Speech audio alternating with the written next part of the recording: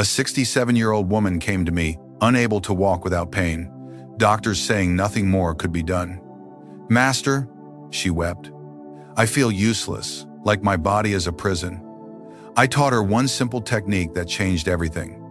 3 weeks later, she danced at her granddaughter's wedding. "I don't just feel younger," she told me, "I feel more alive than I ever have." Today, you too will learn this transformative method. By the end of our sacred time together, you will understand that what you call aging is actually a spiritual awakening disguised as physical challenge. You struggle now because modern medicine treats your body as a machine that inevitably breaks down. But the ancient science I will share reveals your body as an instrument of divine consciousness that can be tuned to higher frequencies of health and vitality. You feel frustrated because despite trying various treatments, diets, and exercise programs, your energy continues to decline and new health issues keep appearing. You wonder if this is simply your fate, if you must accept diminishing quality of life as the price of growing older. Perhaps you've been told by doctors that certain conditions are just part of aging and must be managed rather than healed. I have spent over 7 decades studying the spiritual laws that govern human health, working directly with divine intelligence to understand why certain souls experience illness and others maintain radiant vitality throughout their earthly sojourn. I have witnessed countless miraculous healings when people learn to work with their soul's deeper wisdom rather than against it. You will discover that your current health challenges are not random misfortunes, but specific spiritual assignments designed to awaken dormant healing abilities within you. Where you now feel victim to your physical limitations, you will learn to see them as invitations to develop divine healing powers. Where you now experience frustration with medical treatments that only address symptoms, you will master techniques that address the spiritual root causes of all illness. The isolation and fear that often accompany health concerns after 45 will dissolve as you realize you are not alone in this journey. You are being guided by cosmic intelligence toward greater wholeness. Your relationship with your body will transform from adversarial to collaborative as you learn to communicate with the divine wisdom that animates every cell. This is not about denying the reality of physical challenges or abandoning appropriate medical care. Rather, it's about adding the missing spiritual dimension that makes true healing possible, working with forces that transcend ordinary medicine to create results that seem miraculous but are actually natural when you understand the deeper laws involved. Let me share with you the profound experiences that revealed how divine intelligence uses our physical challenges after 45 as doorways to deeper healing. When I was 52 years old, despite decades of spiritual practice and a life dedicated to teaching divine truths, I faced a serious health crisis that conventional medicine could not resolve. For months, I suffered from severe digestive problems that left me weak and unable to maintain my usual activities. Doctor after doctor examined me, prescribed various treatments, but nothing provided lasting relief. I remember lying in bed one morning, feeling frustrated and even questioning whether my spiritual practices had any real power. Here I was, teaching others about divine healing, yet my own body seemed to be failing me. It was in this moment of complete surrender, when I stopped trying to heal myself through willpower and instead asked Divine Mother what she wanted me to learn, that everything changed. In the deep silence that followed my prayer, I received a profound revelation. The voice of divine intelligence spoke clearly to my soul. Beloved child, your body is not your enemy. It is your greatest teacher. This challenge has come not to punish you, but to show you healing powers you have never accessed. Your illness is asking you to go deeper than you have ever gone before. I understood then that my digestive problems were not just physical. They represented my difficulty in digesting the massive spiritual responsibilities I had taken on, my tendency to worry about my students and my mission, instead of trusting completely in divine providence. My body was showing me patterns of stress and control that I needed to release. From that moment, I approached my healing differently. Instead of fighting my symptoms, I began listening to them. Instead of trying to force my body to be well, I started asking what it was trying to teach me. I developed a daily practice of deep communion with the divine intelligence in every cell, treating my body as a sacred temple rather than a problematic machine. The transformation was remarkable. Within weeks, not only did my physical symptoms disappear, but I felt more vibrant and energetic than I had in years. More importantly, I had discovered a method of healing that worked with spiritual law rather than against it. This experience became the foundation for helping thousands of others find similar healing through divine understanding. The lesson was profound. After the age of 45, our bodies become sacred classrooms for advanced spiritual learning. The challenges we face are not punishments, but opportunities to develop healing abilities that can serve not only ourselves, but countless others who are suffering. This brings me to another powerful story that illustrates how divine intelligence orchestrates healing experiences for our highest good. A successful businessman named Robert came to see me when he was 48 years old, just days after suffering a massive heart attack that nearly took his life. He was terrified, angry, and completely bewildered about why this had happened to him. "Master," he said, "I don't understand. I worked hard, provided for my family, never hurt anyone. Why would God allow this to happen to me? The doctors say I need multiple surgeries and may never be the same again." As we talked, I learned that Robert had spent the previous 15 years building a financial empire, working 16-hour days, rarely seeing his children, and ignoring all the stress signals his body had been sending. He measured his worth entirely by his net worth and had lost all connection to his deeper spiritual purpose. I explained to him that his heart attack was not God's punishment, but God's wake-up call. His soul had chosen this dramatic intervention because subtler messages had been ignored. His heart, the center of love and spiritual connection, had literally stopped functioning properly because he had stopped living from love and started living only for material success. During his recovery, I taught Robert to see his cardiac condition as a spiritual assignment rather than a medical problem.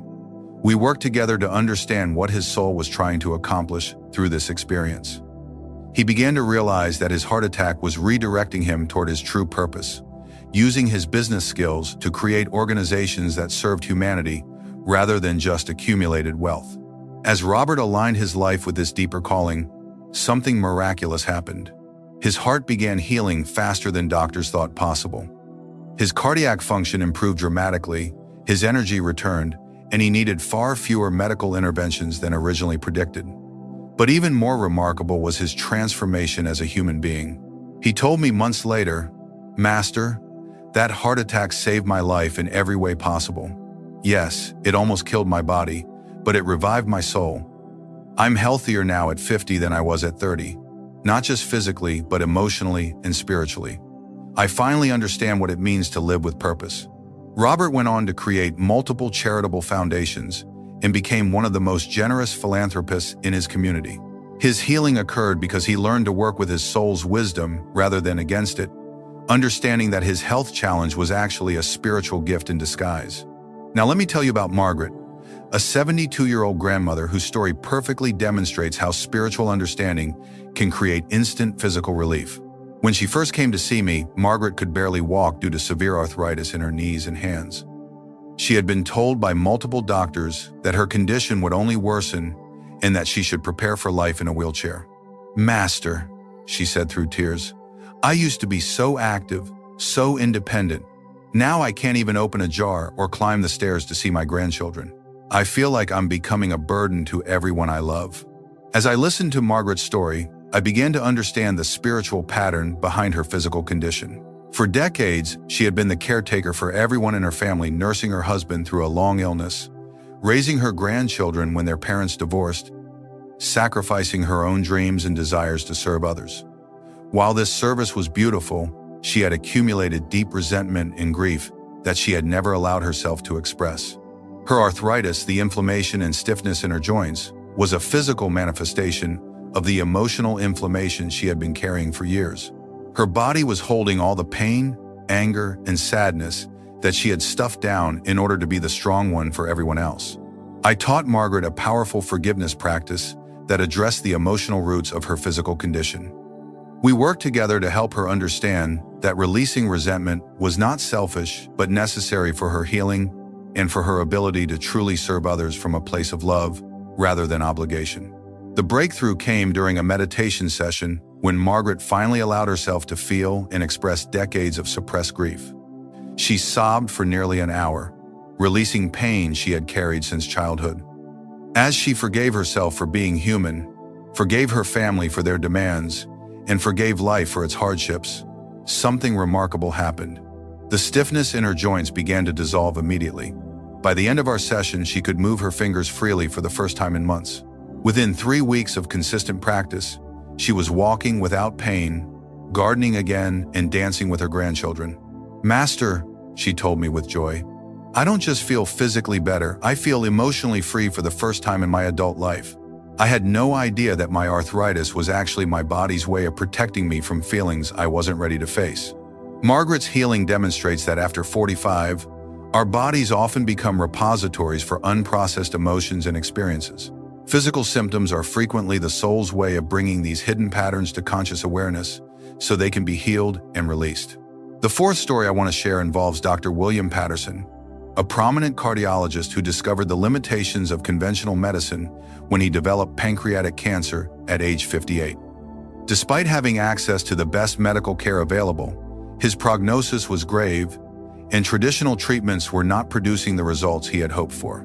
Dr. Patterson came to me not as a patient seeking alternative medicine, but as a scientist desperate to understand why his own medical training was insufficient to heal his condition. "Master," he said, "I've spent my career treating hearts, but I realize I've never learned how to heal the human being who has the heart. I can fix arteries, but I don't know how to address whatever creates the blockages in the first place."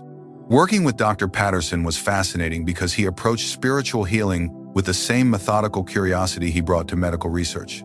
As we explored the deeper dimensions of his cancer, he began to understand that his illness was asking him to integrate the missing spiritual component in his approach to healing. He discovered that his pancreatic condition was related to his lifelong pattern of taking on responsibility for outcomes beyond his control.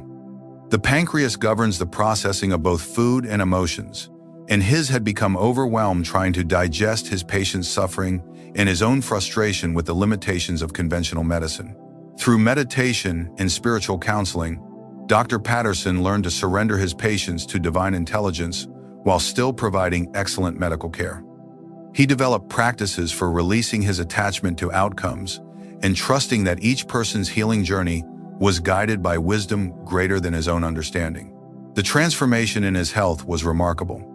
His cancer markers improved dramatically, his energy returned, and he experienced a complete remission that astonished his oncology colleagues. But perhaps more importantly, he became a bridge between traditional medicine and spiritual healing, integrating both approaches in his practice. "Master," he told me later, "cancer was the greatest teacher I ever had. It forced me to become a real healer instead of just a technician. Now I treat the whole human being, body, mind, and spirit, and my patients are experiencing healing that goes far beyond what medical procedures alone could accomplish." These stories reveal the profound truth that after 45, our bodies become sacred classrooms for advanced spiritual lessons.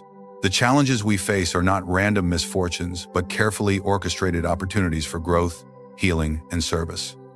Now let me teach you the principles that can transform your own health challenges into doorways of divine healing.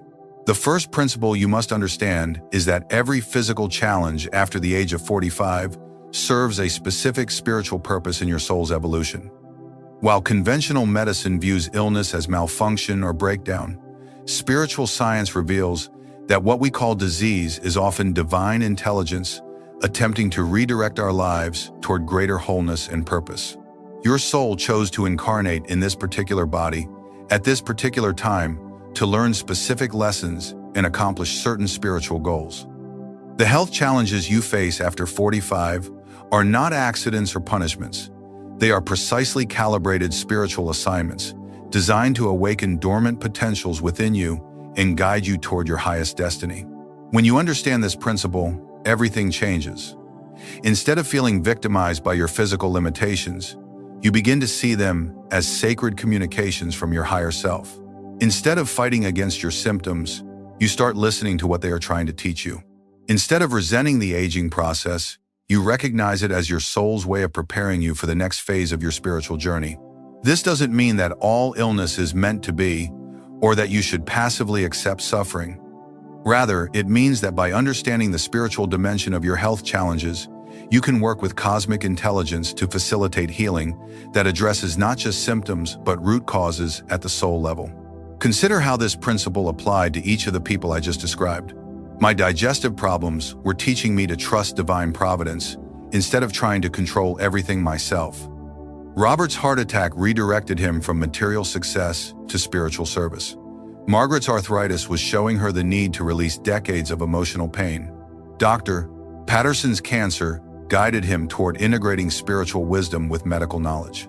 In each case, the illness served as a spiritual catalyst, forcing us to grow in ways we might never have chosen consciously, but that our souls knew were necessary for our highest evolution.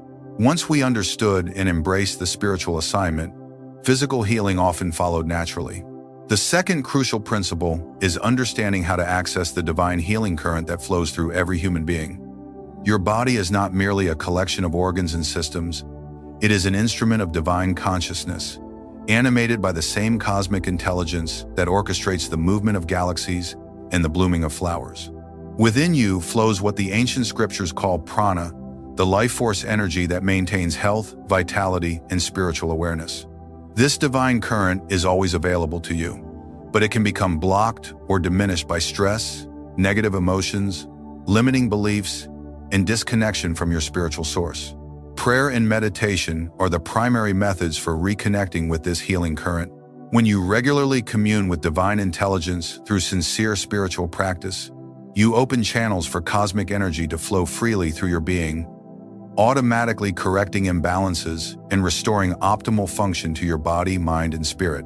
But this is not merely positive thinking or wishful hoping. The healing current is a real, measurable force that operates according to specific spiritual laws. When you align your consciousness with divine will, when you surrender your ego's agenda to cosmic intelligence, when you approach your health challenges with faith and receptivity rather than fear and resistance, you literally change the electromagnetic frequency of your entire being. I have witnessed countless miracles when people learn to consciously work with this divine current. Cancers have disappeared, hearts have healed, chronic pain has vanished, and supposedly incurable conditions have been completely resolved not through human effort alone, but through conscious cooperation with the cosmic healing intelligence that flows through all existence. This principle also explains why emotional and mental patterns play such a crucial role in physical health. Your thoughts and feelings are not separate from your body. They are energy patterns that directly influence the flow of life force through your system. Negative emotions like fear, anger, and resentment create blockages in your energy field, while positive emotions like love, gratitude, and compassion enhance the flow of healing current. This is why many people experience instant improvement in their physical symptoms when they release long-held emotional patterns or make peace with difficult relationships. The energy that was previously bound up in emotional conflict becomes available for healing and restoration. The third principle involves understanding the 4 levels of healing that must be addressed for complete and lasting restoration.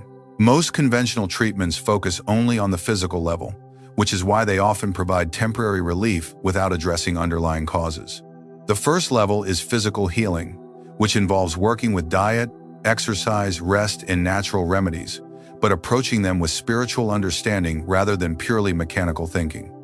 When you eat, you're not just consuming calories, you're taking in life force energy. When you exercise, you're not just strengthening muscles, you're circulating divine current through your system. When you rest, you're not just recovering from fatigue, you're allowing cosmic intelligence to restore balance to your entire being. The second level is emotional healing, which requires releasing stored trauma, grief, anger, fear, and resentment that have accumulated over decades of life experience. After 45, your body often begins manifesting these unprocessed emotions as physical symptoms, forcing you to finally deal with patterns you may have been avoiding for years. This emotional cleansing is not just therapeutic, it's essential for spiritual growth. You cannot ascend to higher levels of consciousness while carrying the heavy baggage of unresolved emotional pain. Your body becomes the wise teacher that insists you finally face and heal these deep wounds. The third level is mental healing, which involves transforming limiting beliefs about aging, health, and your own capacity for healing. If you believe that deterioration is inevitable after 45, if you accept that certain conditions are incurable, if you think that your best years are behind you, these beliefs become self-fulfilling prophecies that actually prevent healing from occurring. Mental healing requires developing what I call divine optimism, Not naive denial of challenges, but unshakable faith in the cosmic intelligence that created your body and knows exactly how to restore it to perfect function. This faith opens doorways for miracles that would be impossible if you remain trapped in limited thinking. The fourth level is spiritual healing, which involves aligning your entire life with your soul's deeper purpose and divine will. Often, health challenges after 45 are signals that you have strayed from your authentic spiritual path and need to make significant changes in how you live, work, and relate to others. True healing at this level often brings profound life transformation that extends far beyond physical improvement. People discover new careers, end unfulfilling relationships, move to different locations, or develop entirely new ways of expressing their spiritual gifts. The healing becomes a complete rebirth into a more authentic and purposeful existence. Understanding these principles gives you the foundation for transformation, but now you must learn the practical methods to apply them in your daily life. The first practice I want to teach you is the Divine Healing Meditation, a powerful technique for connecting with the cosmic healing current and directing it to areas of your body that need restoration. This ancient method has been used by yogis and saints for thousands of years to maintain perfect health throughout their earthly sojourn. Find a quiet place where you will not be disturbed and sit comfortably with your spine straight. Place your hands gently on your heart and begin by taking several deep, slow breaths, allowing your body and mind to settle into stillness. Now, with each inhalation, imagine brilliant golden light entering through the top of your head and flowing down through your entire body. Feel this divine light filling every cell, every organ, every system with healing energy. This is not imagination, this is consciously connecting with the cosmic current that maintains all life. As you continue breathing, bring your attention to any area of your body that needs healing. Place your hands on this area and visualize the golden light concentrating there with special intensity. Speak to the cells in this region as if they were dear friends, expressing love and gratitude for their service, while asking them to remember their perfect divine blueprint. You might say silently, "Dear cells of my heart, I love you and appreciate all you do for me. I now ask you to remember your perfect design and function exactly as divine intelligence intended. You are whole, healthy, and strong." Continue this practice for at least 20 minutes daily, preferably in the morning to set a healing frequency for your entire day, and in the evening to facilitate restoration during sleep. Many people experience immediate improvement in their symptoms, while others notice gradual but steady progress over weeks or months. The key is consistency and faith. You are not trying to force healing through willpower. You are simply opening yourself to receive the cosmic healing current that is always available to you. Trust that divine intelligence knows exactly what your body needs, and allow yourself to be a receptive channel for this healing grace. The second essential practice is the emotional release and forgiveness protocol, which addresses the emotional patterns that often manifest as physical symptoms after 45. This systematic method helps you identify and release stored emotional energy that may have been accumulating for decades. Begin by sitting quietly and asking yourself, what emotions have I been avoiding or suppressing? What feelings have I been too afraid or too proud to fully experience? Often, the first emotions that come to mind are the ones most urgently needing attention. Common patterns include grief over losses that were never properly mourned, anger toward people who hurt or disappointed you, fear about aging and death, guilt over past mistakes, and resentment toward life circumstances that seem unfair or difficult. Choose one emotion to work with and allow yourself to feel it fully without trying to fix, change, or understand it. If sadness arises, let yourself cry. If anger surfaces, express it safely through movement, sound, or writing. If fear emerges, breathe deeply and remind yourself that you are safe in this moment. As you allow these emotions to flow, practice forgiveness not as a mental concept but as an energetic release. Forgive yourself for being human, for making mistakes, for not being perfect. Forgive others for their humanity, their limitations, their inability to love you exactly as you needed. Forgive life itself for being difficult, unpredictable, and sometimes painful. You might say, I forgive myself for carrying this pain for so long. I forgive everyone who contributed to this hurt. I forgive life for being challenging. I now release this emotion with love and choose to create new patterns of health and happiness. Many people are amazed at how quickly physical symptoms improve when they release emotional patterns that have been stored in their bodies for years.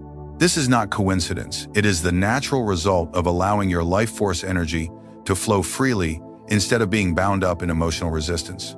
The third practice is purposeful living alignment, which helps you discover and embrace your soul's deeper calling in this phase of life. Often, health challenges after 45 are invitations to live more authentically and purposefully than ever before. Spend time in meditation asking, what is my soul trying to accomplish through this life experience? How can I serve the highest good while also caring for my own healing? What changes do I need to make to align my daily life with my deepest spiritual values? Listen carefully to the guidance that comes, even if it suggests changes that seem difficult or impractical. Your soul's wisdom often requires adjustments that your ego mind resists, but these changes are usually essential for both healing and spiritual growth.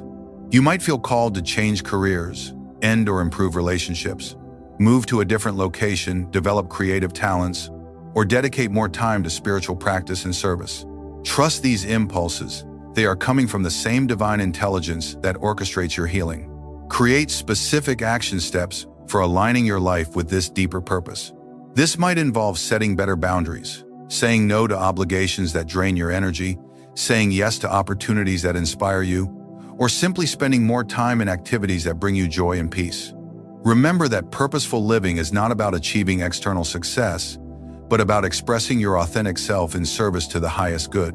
When you live from this place of alignment, your entire being, body, mind, and spirit naturally moves toward greater health and vitality.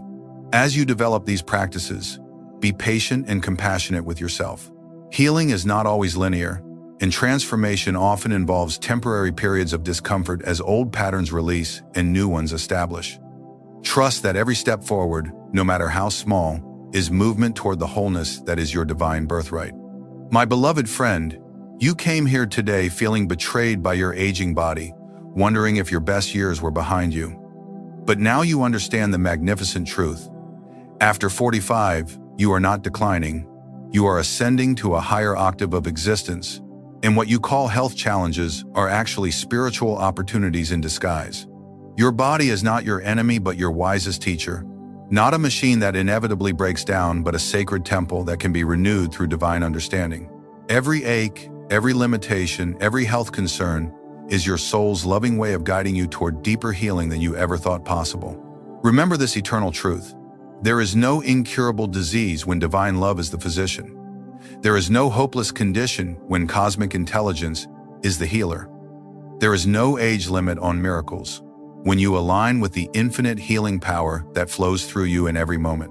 You are not too old to heal, too sick to recover, or too set in your ways to transform. You are exactly the right age to discover healing abilities that transcend ordinary medicine. Exactly the right person to prove that spiritual law is more powerful than physical limitation. Exactly the right soul to demonstrate that divine love can restore what human effort cannot repair. Go now and practice the sacred techniques I have shared. Approach your healing journey not with desperation but with curiosity, not with fear but with faith, not as a victim but as a co-creator with divine intelligence. Trust that every step forward, no matter how small, is celebrated in the heavenly realms where your true healing is already complete. Your healing is not just for you, it is for everyone whose life you will touch with your renewed vitality, everyone who will be inspired by your transformation, everyone who needs to see that it is never too late for miracles.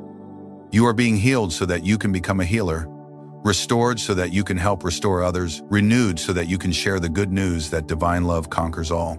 If this message has awakened hope in your heart and faith in your healing, please subscribe to continue our journey into the deeper mysteries of divine restoration. Like this video if it has touched your soul, and in the comments below, share your experiences as you begin to apply these sacred healing principles to your own life. Until we meet again in perfect health and radiant vitality, I am your devoted friend on the path to wholeness, Paramahansa Yogananda. Before I learned this sacred practice, I too struggled with loneliness. Even surrounded by devotees, I felt isolated in my spiritual search.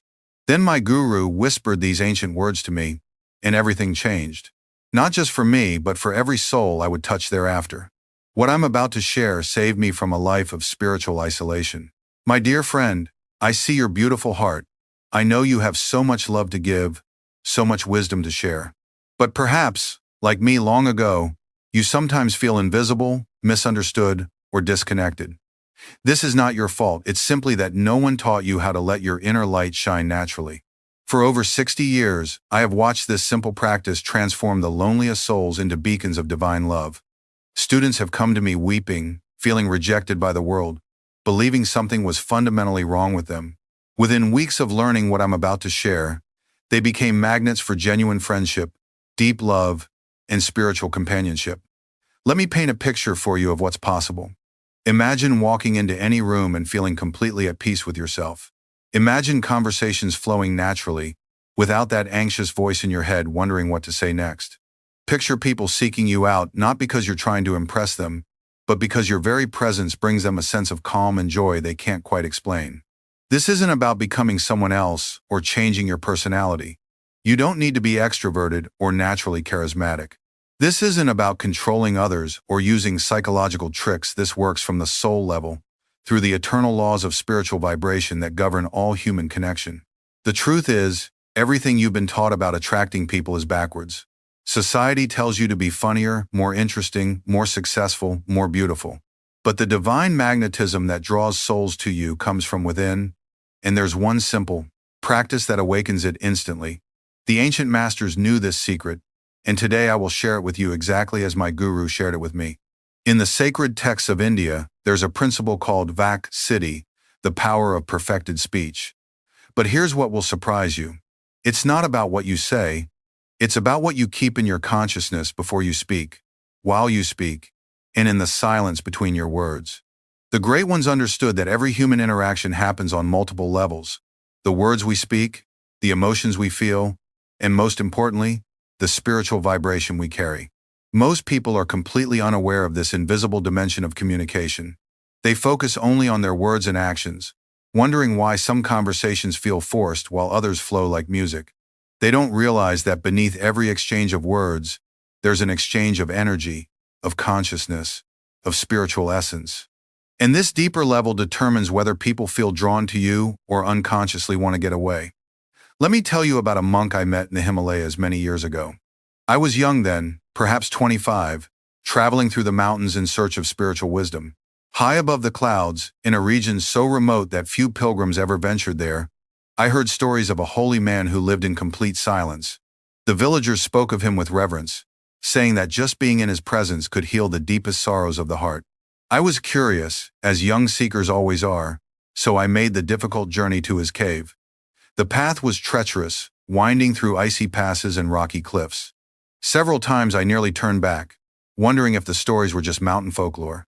But something deep within urged me forward, as if my soul knew I was meant to find this mysterious sage.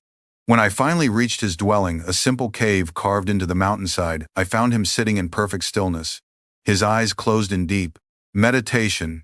He was neither young nor old, with a face so peaceful it seemed to glow with inner light. I sat outside his cave for hours, waiting respectfully for him to acknowledge my presence. What amazed me was what happened while I waited. Throughout the day, a steady stream of visitors appeared on that remote mountain path. A shepherd brought his sick child, carrying the boy for miles through difficult terrain. A young woman climbed the path in tears, seeking guidance about her future. An elderly merchant, wealthy but troubled, made the journey despite his age and frailty. Each person would sit quietly near the monk's cave, sometimes for hours, without saying a word. The monk never opened his eyes, never spoke, never even acknowledged their presence with a gesture. Yet I watched transformation after transformation take place. The sick child's fever broke as his father held him near the cave entrance. The weeping woman's face gradually filled with peace and clarity. The troubled merchant's worried expression melted into serene contentment. By evening, each visitor would bow respectfully and begin their journey home, their faces radiant with joy and inner peace. They had received exactly what they came seeking, though not a single word had been spoken. I realized I was witnessing something beyond ordinary human interaction. This was spiritual transmission at its purest level. On my second day there, I began to understand what made this silent man so magnetic. Though his lips never moved, his entire being was constantly vibrating with something sacred. It was as if he kept a holy sound alive in his consciousness every moment, like a continuous prayer that needed no words. The very air around him seemed to hum with divine love, creating an invisible sanctuary of peace that drew troubled souls from across the mountains. I meditated near his cave for 3 days, barely eating, completely absorbed in trying to understand this phenomenon. Gradually, I began to feel it, myself, a deep vibration that seemed to arise from the very core of existence, a sound that wasn't heard with the ears but felt with the soul. It was the cosmic vibration of Aum, the sacred syllable that the scriptures say underlies all creation. On my last morning there, as I prepared to continue my journey, something extraordinary happened. The monk slowly opened his eyes and looked directly at me. In that gaze, I saw infinite compassion, ancient wisdom, and a love so pure, it brought tears to my eyes. He gestured for me to come closer, and when I knelt beside him, he leaned forward and whispered just one word into my ear. Om. Then he smiled such a beautiful, knowing smile and returned to his meditation. In that single moment, I understood everything. He wasn't just sitting in silence, he was in constant communion with the cosmic sound, the divine vibration that creates and sustains all life. He kept Aum alive in his consciousness like a sacred flame that never goes out, and that holy frequency made him irresistible to every soul who came near. That encounter changed my life forever, though I didn't fully understand its implications until years later when I began teaching publicly. In the beginning, I was terrified of speaking to groups. You must understand, I was naturally shy, more comfortable with books and meditation than with crowds of people. My hands would shake before every lecture, my voice would tremble, and I could feel the audience's restless energy like waves crashing against my nervous consciousness. I remember one particularly difficult evening in Los Angeles. I had prepared for weeks, studying every aspect of the Bhagavad Gita passage I planned to discuss.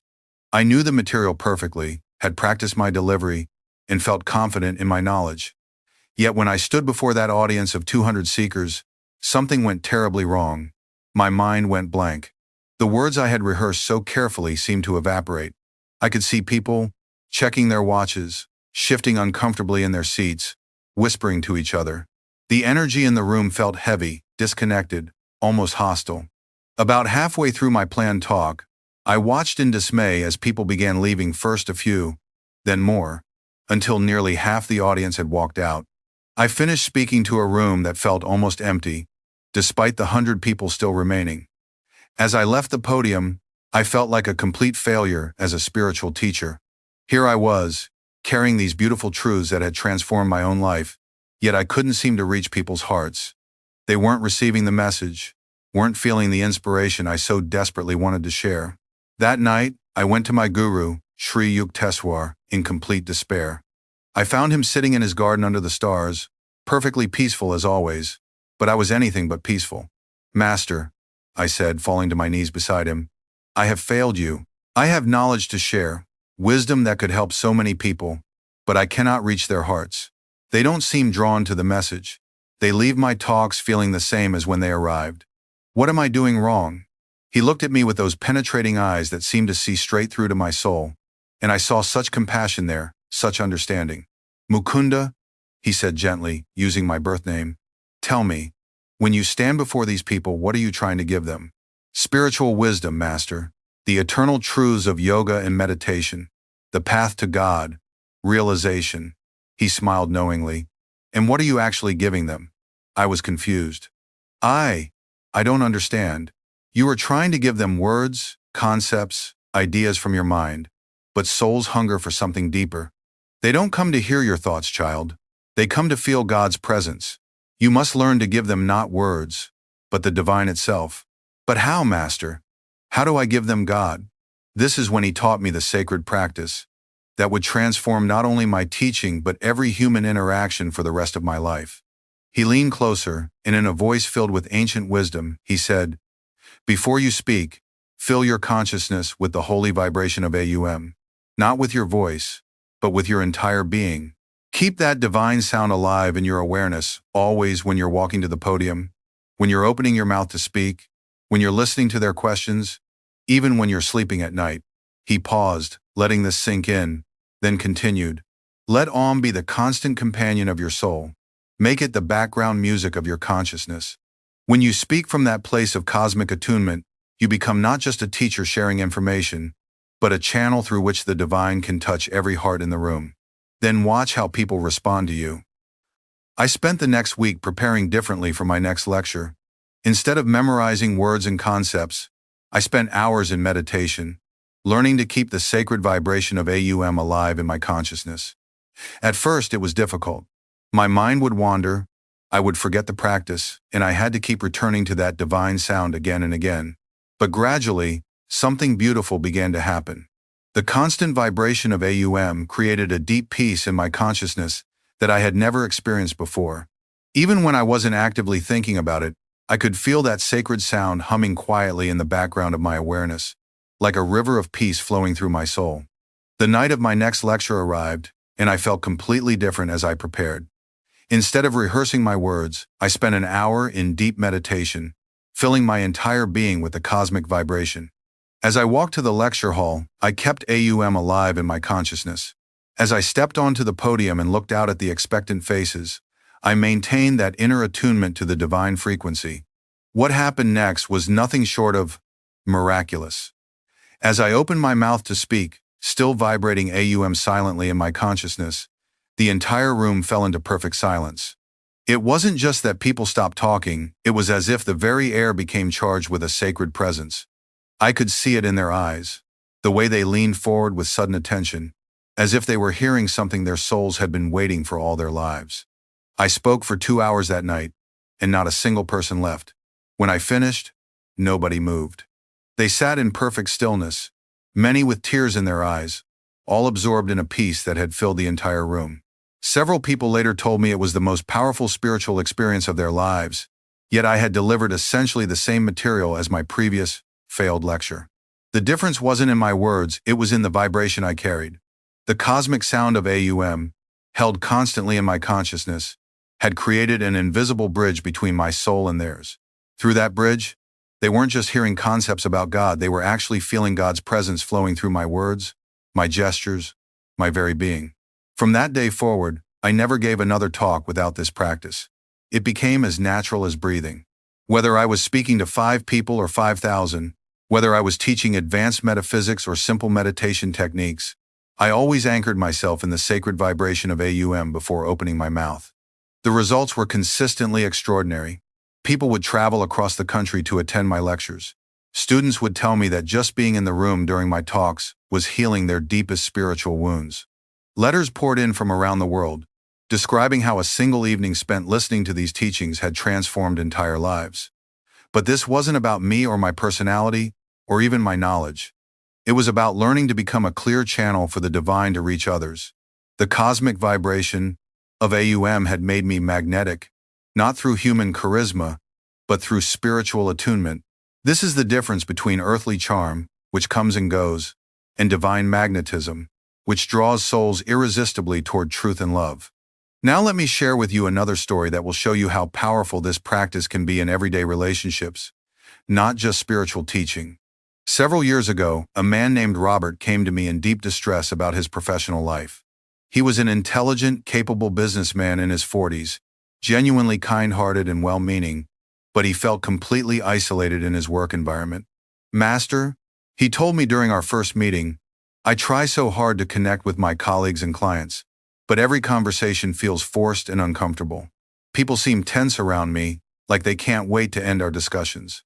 I watch other people in my office chatting easily, building relationships, getting promoted, while I remain on the outside looking in. I'm beginning to think there's something fundamentally wrong with my personality." I could hear the pain in his voice, the deep loneliness that comes from feeling perpetually misunderstood and excluded. I spent several days observing Robert in various social situations, watching how he interacted with others, trying to understand what was creating this barrier between him and the people around him. What I discovered was fascinating and very common. Robert was intelligent, articulate, and genuinely caring about others. He wasn't saying anything wrong or behaving inappropriately, but there was something happening on the subtle level of consciousness that was creating an invisible wall between him and everyone else. When Robert entered a room or began a conversation, his mind was completely scattered. He was simultaneously thinking about how he looked, what he should say next, whether people liked him, what their facial expressions meant, how to impress them, and a dozen other anxious thoughts. This constant mental chatter created a field of nervous energy around him that others could feel, even though they couldn't explain why he made them uncomfortable. It's like trying to have a peaceful conversation next to a construction site. Even if the words being spoken are beautiful, the background noise of jackhammers and bulldozers makes it impossible to relax and connect. Robert's anxious thoughts were creating the same kind of energetic noise, drowning out his genuine kindness and intelligence. I taught Robert the same practice my guru had taught me, adapted for his business environment. Before every meeting, every phone call, every conversation, I instructed him, spend just 5 minutes in your office with the door closed, silently vibrating Om in your consciousness. Don't think about what you're going to say or how you want the interaction to go. Just fill your entire being with that sacred sound. Then, I continued, when you walk into the meeting room or pick up the phone, keep that holy vibration alive in your awareness. Let AUM be the foundation beneath all your words, the peaceful background against which every conversation takes place. Don't try to say the right things or impress anyone, just speak from that place of inner attunement and let the divine work through you. Robert was skeptical at first. He was a practical man dealing with contracts and quarterly reports, and the idea of using ancient spiritual practices in boardrooms seemed far-fetched. But he was also desperate enough to try anything, so he agreed to experiment with this approach for 1 month. The transformation was remarkable and swift. Within the first week, Robert called me with excitement in his voice. Master, something extraordinary is happening. Yesterday, my boss, a man who has barely acknowledged my existence in 3 years, stopped by my office and asked if I wanted to grab coffee. We ended up talking for an hour, and he shared personal struggles with his marriage that he's never mentioned to anyone at work. That same afternoon, Robert continued, a client I've been trying to reach for months called me out of the blue, not to discuss business, but to ask my advice about a problem his company was facing. People are seeking me out for conversations, asking my opinions, including me in decisions I was never consulted about before. By the end of the month, Robert's entire professional life had been transformed. He received a promotion he hadn't even applied for. His supervisor began giving him high-profile projects and seeking his input on major decisions. Most importantly, the crushing loneliness that had plagued him for years was replaced by a sense of genuine connection with his colleagues. I haven't changed what I say, Robert told me in amazement. I'm not more knowledgeable or more skilled than I was a month ago. The only difference is what I keep in my consciousness. But somehow, that inner change has affected everything about how people respond to me. This is the power of the sacred syllable, my friend. AUM is not just a sound, it is the cosmic vibration that creates and sustains all existence. The ancient scriptures tell us that in the beginning was the Word, and the Word was with God, and the Word was God. That Word is AUM, the primordial sound from which all creation springs forth. When you keep this sacred vibration alive in your consciousness, you align yourself with the very frequency of the divine. You become like a tuning fork that's perfectly calibrated to the cosmic harmony. Others feel this alignment immediately, even if they have no spiritual background and can't explain what's different about you. Think of it this way. Imagine the universe is like a vast symphony orchestra, with every soul playing their part in the cosmic composition. Most people are slightly out of tune, creating discord and disharmoniance in their relationships. But when you consciously attune yourself to AUM, you become perfectly aligned with the conductor's baton. Your very presence helps others find their proper pitch and harmony. The science behind this is profound yet simple. Everything in existence is vibration. Modern physics confirms what the ancient yogis knew thousands of years ago, that matter is energy, energy is vibration, and vibration is governed by frequency. Your thoughts, your emotions, your consciousness itself, all of these create energy waves that others unconsciously pick up and respond to. Most people walk around carrying the heavy vibrations of stress, anxiety, fear, and mental chatter. They broadcast these frequencies like radio stations, and others feel the discord even when the conversations seem pleasant on the surface. This is why some interactions feel draining while others feel energizing, why certain people make you nervous while others help you feel at peace. But when you consciously hold the pure vibration of AUM in your awareness, you become like a radio station broadcasting divine harmony. Others naturally want to tune into that peaceful frequency because their souls are starving for it. They may not understand why they feel so good around you, but they'll find themselves seeking your company again and again. Here's what's beautiful about this practice. It requires no effort to maintain once you establish it properly. Just as you can hum a song silently in your mind, while doing other activities, driving, working, talking to friends, you can keep AUM vibrating in your consciousness throughout your entire day. It becomes the background music of your life, the sacred soundtrack that accompanies every activity. During conversations, while walking down the street, even while sleeping at night, that holy sound becomes your constant companion. It doesn't interfere with your thinking or your daily activities. In fact, it enhances everything by providing a foundation of peace and spiritual connection that makes all of life more harmonious. But there's a deeper layer to this practice that will multiply its power exponentially. Along with keeping AUM alive in your consciousness, I want you to learn what I call the breath of blessing. This technique creates an invisible aura of goodwill around you that draws people like flowers turning toward the sunday. The breath is the bridge between your inner world and the outer world. Every inhale brings life force into your body. Every exhale sends your inner state out into the environment. Most people breathe unconsciously, missing the incredible opportunity each breath provides to bless the world around them. Here's how the breath of blessing works. As you inhale, silently vibrate Om and consciously draw divine love from the cosmos into your heart. Feel that love filling every cell of your body, expanding your chest, warming your entire being.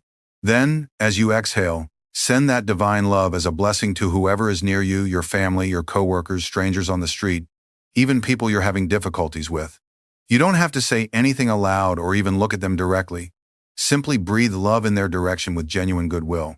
You might mentally send them a blessing like, "May you be peaceful," "May you feel God's love," or "May you be free from suffering." The specific words don't matter as much as the sincere intention to share the divine love flowing through you. This practice creates an energy field around you that others feel as warmth, safety, acceptance, and unconditional love.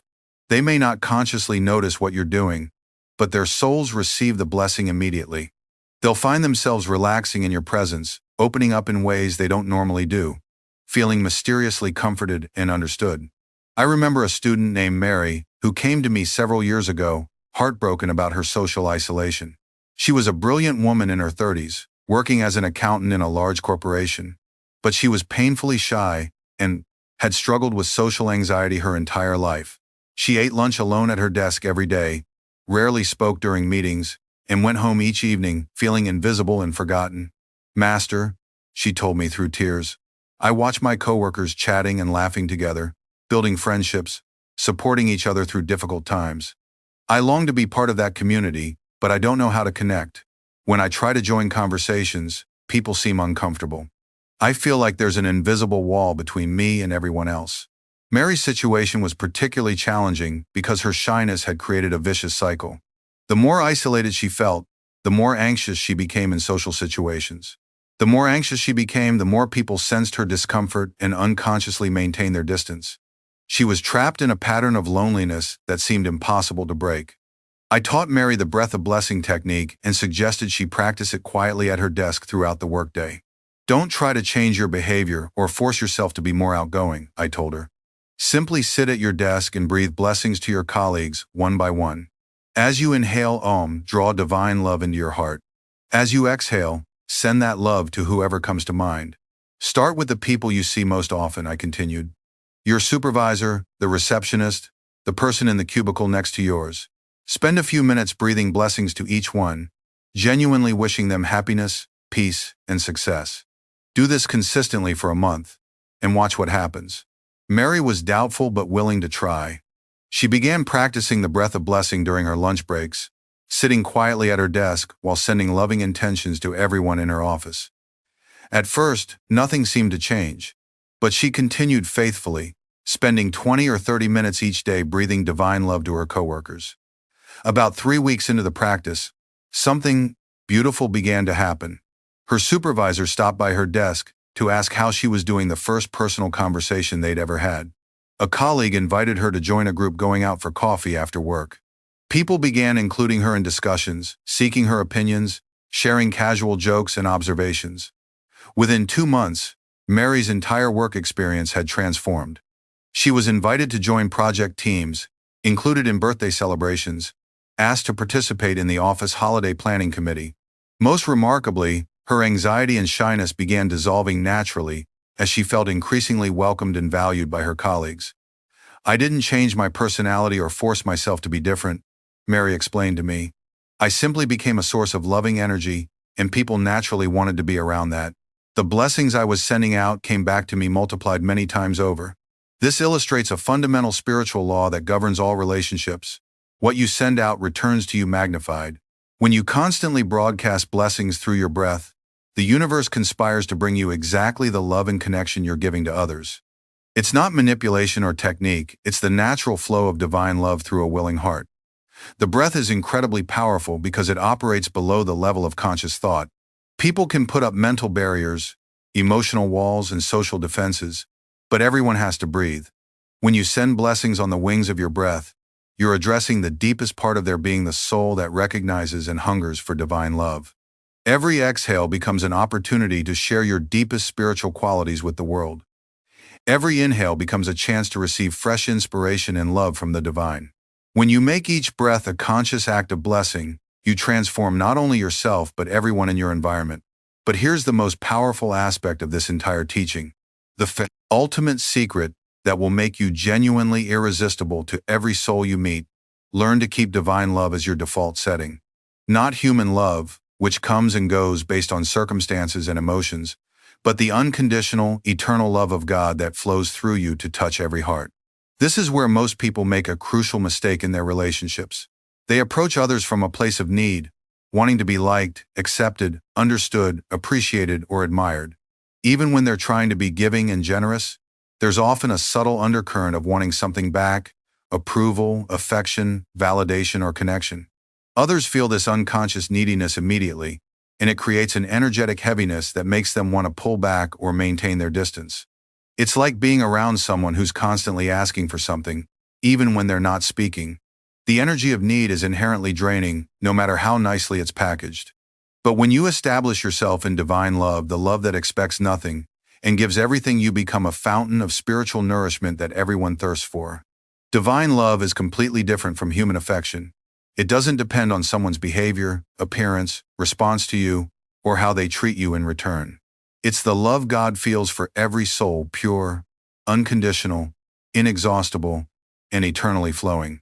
When you learn to channel this divine love through your presence, people feel spiritually fed in your company. They leave conversations with you feeling more peaceful, more hopeful, more connected to their own divine nature. They may not understand what happened, but they know they feel better about themselves and about life when they're around you. This is why some people are naturally magnetic, while others struggle to connect, regardless of their personality, intelligence, or social skills. The magnetic ones have learned, consciously or unconsciously, to be channels for divine love. They're not trying to get anything from others, they're simply allowing God's love to flow through them to bless everyone they meet. Think about the people in your own life who have this quality. There are certain individuals who make you feel completely accepted and valued just by being in their presence. You don't have to perform or impress them. You don't worry about saying the wrong thing or being judged. You simply feel loved for who you are, without conditions or expectations. These people possess what the scriptures call divine friendship, the ability to love others with God's own love. They've learned to see past the surface personality, past the fears and flaws and human struggles, to the beautiful soul that exists in everyone. When you're around them, you feel seen and appreciated at the deepest level. This is the magnetic quality you can develop through consistent spiritual practice. When you combine all three elements, keeping alive in your consciousness, breathing blessings to others, and maintaining divine love as your default setting, you become what the ancient texts call a divine friend to all. People feel safe with you because you're not judging them or trying to change them. They trust you instinctively because they sense you have their highest good at heart. They're drawn to your company because your very presence reminds them of their own divine nature and helps them remember who they truly are beneath all their human struggles. Children feel this especially strongly. Have you ever noticed how some adults naturally attract children, while others are ignored or even avoided by them? Children are incredibly sensitive to the energy and intentions of adults.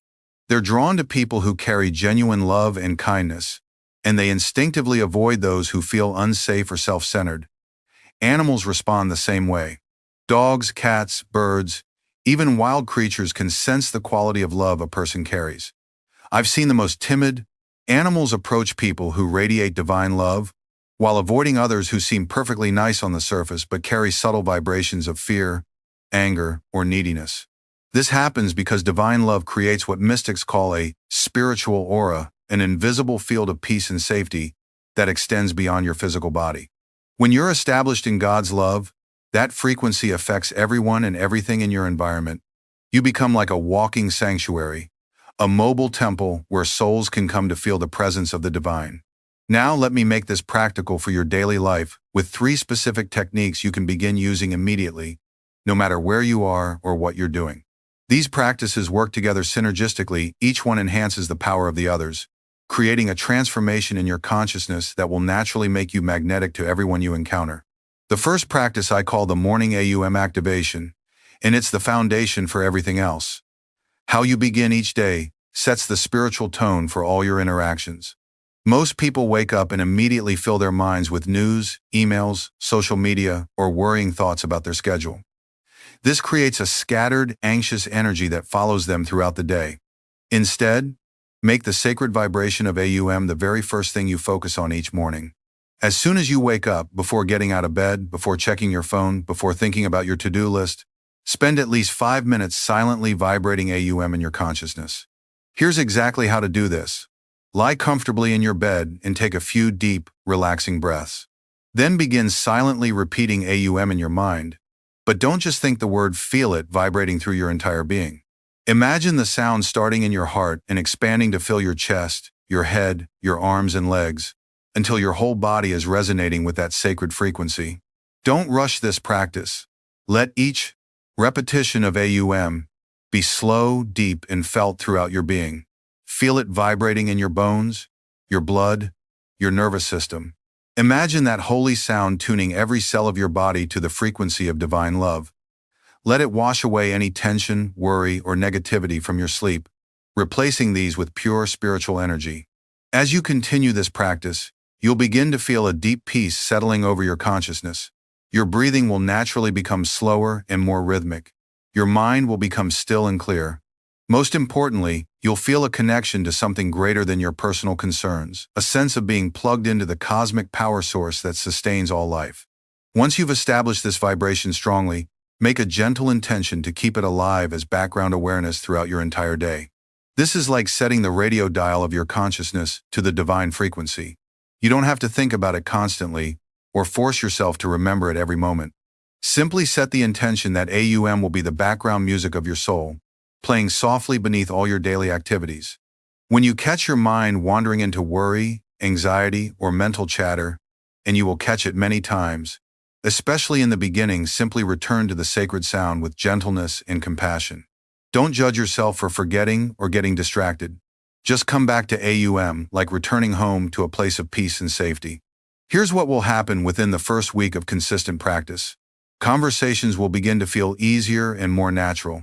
People will seem more relaxed and open around you. Your own social anxiety and self-consciousness will start to fade because you're anchored in something much larger than your personal concerns.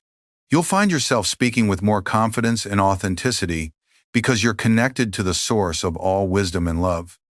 This is the foundation of divine magnetism being established in the cosmic vibration that creates harmony in all relationships.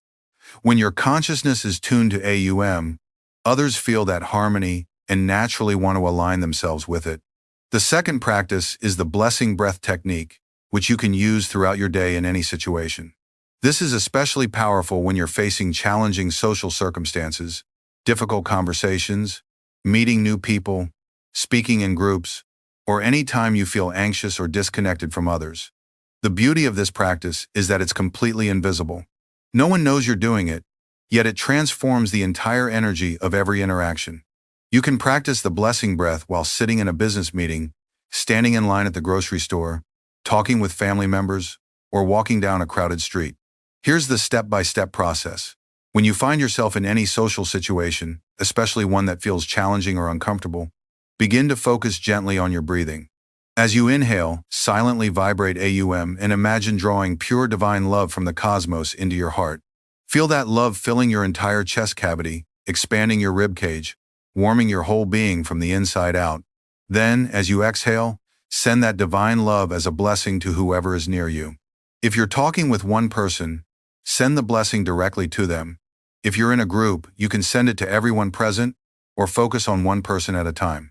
If you're in a public place surrounded by strangers, simply send blessings to anyone who comes into your awareness. The blessing can be as simple as, may you be peaceful, or may you feel loved, or may you be happy. You can also send more specific blessings based on what you sense the person needs. May your heart be healed, may you find the answers you're seeking, or may you remember how beautiful you are. The exact words don't matter as much as the sincere intention to share God's love with them. Continue this pattern, inhaling AUM and divine love, exhaling blessings to others for several breath cycles. You'll be amazed at how quickly it shifts the entire atmosphere of the interaction. Tense conversations become more harmonious. Nervous energy transforms into calm confidence. People begin responding to you with greater warmth and openness. I've seen this technique dissolve years of family tension in a single conversation. I've watched it turn hostile business negotiations into collaborative problem-solving sessions. I've seen shy people become comfortable in large social gatherings, and difficult people become surprisingly pleasant and cooperative. It works because you're addressing the spiritual dimension of every encounter, not just the surface level of words and personalities. When you send genuine blessings to someone, their soul receives that gift immediately, even if their conscious mind has no idea what's happening. Their heart begins to soften, their defenses start to relax, and they find themselves feeling mysteriously more trusting and open. When you forget to practice, and you will forget sometimes, especially in the beginning, don't criticize yourself or feel guilty. This is about cultivating a new spiritual habit, and all habits take time to establish. Be patient and compassionate with yourself, just as you would with a dear friend who's learning something new. Simply return to the blessing breath with love and understanding, knowing that each time you remember is a victory, not a failure. The third and most transformative practice is what I call divine love meditation. This daily exercise will fundamentally rewire your consciousness to lead with love rather than need in every relationship. It's the practice that creates the deepest and most lasting changes in how people respond to you, because it transforms you at the level of your being, not just your behavior. Find a quiet place where you won't be interrupted for at least 10 to 15 minutes. This could be your bedroom early in the morning, a peaceful corner of your home in the evening, or even your car during lunch break. The location doesn't matter as much as your commitment to the practice and your sincere desire to become a channel for divine love. Sit comfortably with your spine naturally straight, close your eyes, and take several deep, calming breaths. Begin by bringing to mind the most loving person you've ever known, perhaps a grandparent who showered you with unconditional affection, a spiritual teacher who saw your highest potential, a friend who accepted you completely, or anyone who embodied pure, unconditional love in your experience. Feel the warmth and complete acceptance that person had for you. Remember how safe and cherished you felt in their presence, how they saw past your flaws and mistakes to the beautiful soul within you.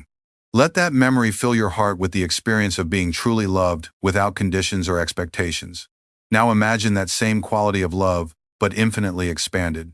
This is the love God feels for every soul, boundless, eternal, unconditional, and inexhaustible. It's a love that sees beyond personality quirks and human limitations to the divine essence that exists in everyone. Feel this cosmic love filling your heart, expanding through your chest, radiating through your entire being until you're overflowing with it. Begin to extend this divine love to specific people in your life, starting with those who are easiest to love. Picture your family members, close friends, mentors, or anyone you care about deeply. See their faces in your mind's eye and send them waves of this unlimited love. Don't just think loving thoughts about them, actually feel the love flowing from your heart to theirs, blessing them with peace, joy, and spiritual nourishment. Next, expand your practice to include acquaintances, co-workers, neighbors, and casual friends. Send the same quality of divine love to everyone you interact with regularly.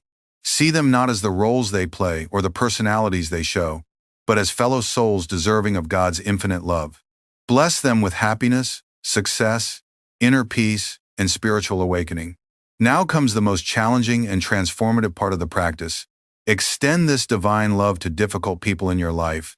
Think of someone who has hurt you, disappointed you, or with whom you have ongoing conflicts. This might feel impossible at first, but remember, you're not sending human affection or approval of their behavior.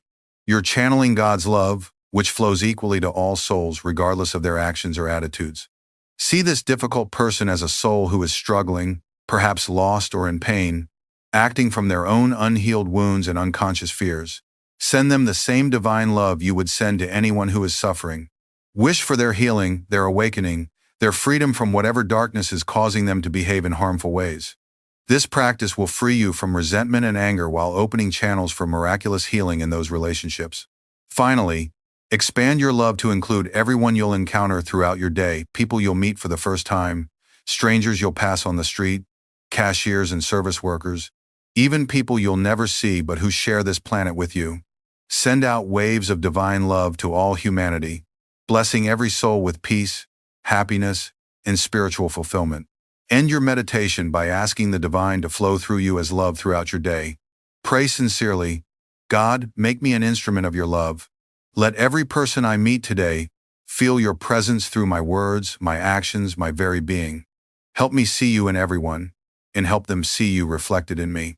This meditation doesn't just prepare you for better relationships, it fundamentally transforms who you are. When you consistently practice channeling divine love, it becomes your natural state of being. You stop approaching people from a place of need or want, and instead become a fountain of spiritual nourishment that everyone around you can drink from. The signs that these practices are working are subtle but unmistakable, and they'll appear gradually over weeks and months of consistent practice. First, you'll notice that conversations naturally go deeper. People will share personal things with you that they don't normally reveal to others. They'll seek you out for advice, comfort, or simply companionship. There's something about your energy that makes people feel safe to be vulnerable and authentic. Strangers will begin smiling at you for no apparent reason. You'll find yourself making eye contact with people in elevators, grocery stores, and other public places. And instead of the usual awkwardness, these brief connections will feel warm and natural.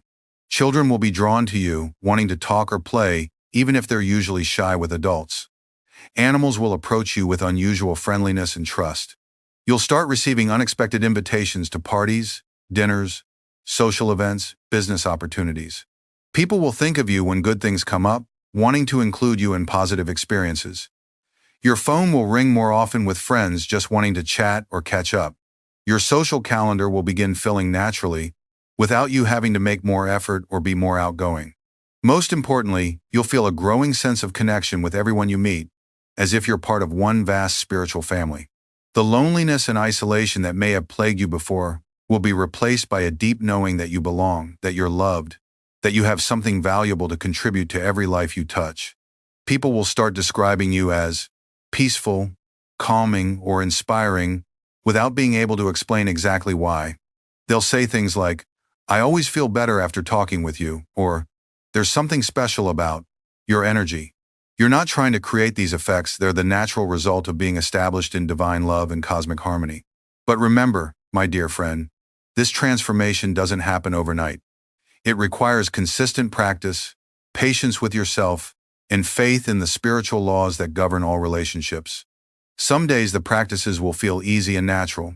Other days you'll forget completely and feel like you're starting over. Both experiences are normal and part of the journey. The key is gentle persistence, like water gradually wearing away stone.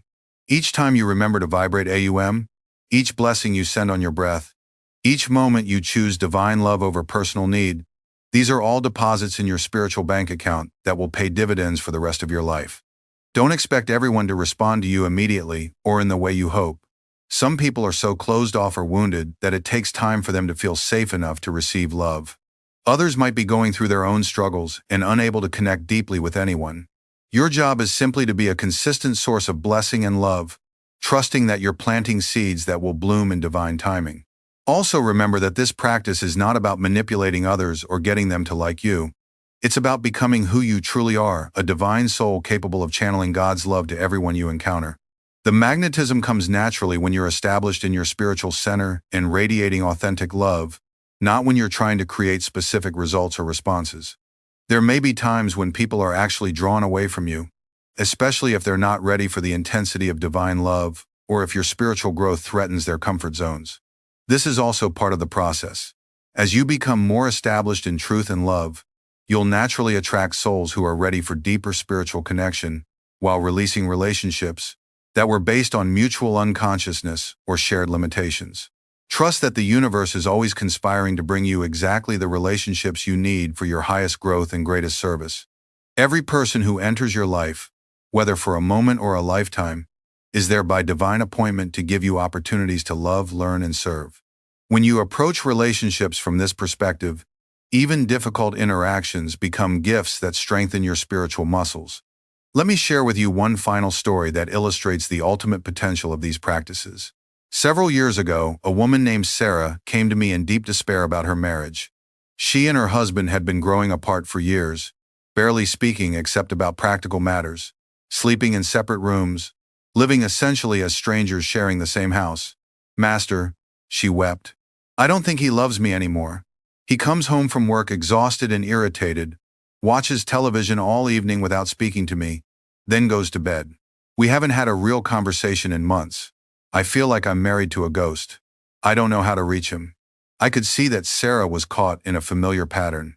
The more disconnected she felt from her husband, the more she tried to engage him through questioning, criticism, and emotional demands. The more she pushed for connection, the more he withdrew into his shell. They were locked in a dance of mutual frustration that was slowly killing their love. I taught Sarah all three practices: the morning AUM activation, the blessing breath technique, and the divine love meditation, with specific instructions for how to use them in her marriage. "Stop trying to get love from your husband," I told her. "Instead, become a source of love for him. Every morning, fill yourself with divine love. Throughout the day, breathe blessings to him even when he's not present. When you're together, focus on sending him God's love rather than trying to get his attention or affection. This will be the hardest thing you've ever done," I warned her, "because every instinct will tell you to demand that he respond, to point out how much you're giving, to expect immediate changes in his behavior. But if you can practice unconditional love consistently for 90 days, I promise you'll see miracles." Sarah committed to the practices with fierce determination. Every morning, she spent 30 minutes in deep meditation, filling herself with divine love and sending blessings to her husband. Throughout the day, she would breathe prayers for his happiness and peace.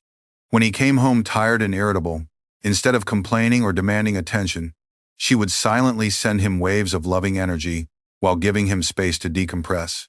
The first month was incredibly difficult.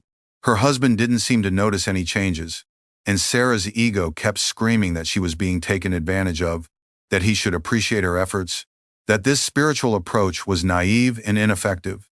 Several times she called me in tears, wanting to quit the practices and return to her old patterns of emotional demands. "Trust the process," I kept telling her. "Love is never wasted. Every blessing you send is creating invisible changes in the spiritual atmosphere of your home. Your husband's soul is receiving these gifts, even if his personality doesn't acknowledge them yet. Keep practicing with faith, not for the results, but because love is your true nature." Around the 6th week, something subtle began to shift. Sarah's husband started staying in the living room a little longer, instead of immediately retreating to his study. He began making small comments about his day, sharing minor frustrations and successes. The atmosphere in their home felt less tense, more peaceful. By the end of the 3rd month, the transformation was undeniable. Sarah's husband began seeking her out for conversations, asking her opinions, sharing his dreams and fears. They started taking evening walks together, something they hadn't done in years. He began expressing appreciation for her cooking, her care of their home, her patience with his moods. "It's like I married a different man," Sarah told me with tears of joy. "But I know it's not that he changed, it's that my love helped him remember who he really is beneath all the stress and defensiveness. When I stopped demanding that he love me and simply became love for him, his own loving nature began to emerge naturally. This is the miracle that occurs when you stop trying to get love and instead become love. People feel safe to remove their armor, to show their vulnerability, to express their authentic selves. Your unconditional love creates a space where others can heal their own wounds and rediscover their capacity for connection and joy. My beloved friend, remember this eternal truth. You are already magnetic. You are already lovable. You are already a divine soul worthy of beautiful friendships and deep connections. These practices don't create something new in you. They simply remove the barriers that hide your natural radiance and reveal the magnificent being you've always been. The loneliness you may have felt, the disconnection, the sense of being misunderstood or invisible, none of these define who you are. They were simply clouds covering the sun of your divine nature, temporary experiences caused by forgetting your true spiritual identity. As you practice these sacred techniques consistently, those clouds will dissolve naturally, and your inner light will shine with such beauty that others cannot help but be drawn to your presence. I have seen the shyest students become beloved teachers who inspire thousands. I have watched the loneliest souls become centers of spiritual community, gathering people around them like flowers gathering around a fountain. I have witnessed broken hearts become sources of healing love for others, transforming their pain into compassion that touches every life they encounter. This transformation is not rare or miraculous, it's the natural result of aligning yourself with the divine love that flows through all creation. Every soul has this potential. Every heart can become a magnet for beautiful relationships. Every person can learn to channel God's love so powerfully that they become irresistible to everyone seeking truth, peace, and authentic connection. But you must practice consistently, with faith and patience. The spiritual laws are as reliable as the laws of physics, but they often work gradually, below the level of immediate perception.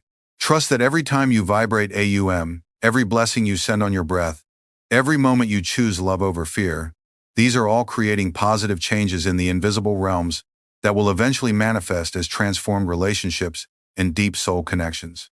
Be gentle with yourself during this process. Some days will feel easy and flowing.